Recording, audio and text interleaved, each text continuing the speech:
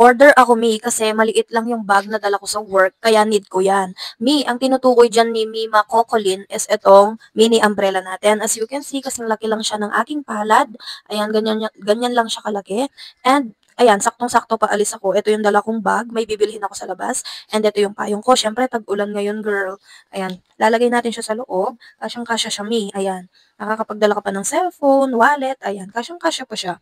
'Di ba? As you can see, maliit lang yung bag talaga, ayan. Ganyan lang kaliit yung bag na dala ko and kasyang-kasya pa rin yung payong natin diyan. Kapag nakasarado siya, maliit talaga siya, pero 'pag binuksan mo, malaki siya. Tignan niyo 'no, bubuksan ko siya para sa inyo, wait. Ayan, 'di ba? And ganyan siya, girl, kapag nakabukas. As you can see, napakalaki na niya. Ayan, 'di ba? Tignan niyo yung bag na dala ko, sobrang liit lang talaga. 'Di ba? For the girly-girly ka lang. Kaya Mima Cocolin, go for the checkout ka na dyan sa ating yellow basket hanggat naka 99 pesos siya. Ayan, madalang lang yan, Mi, kaya go for the checkout na kayo dyan. Bye!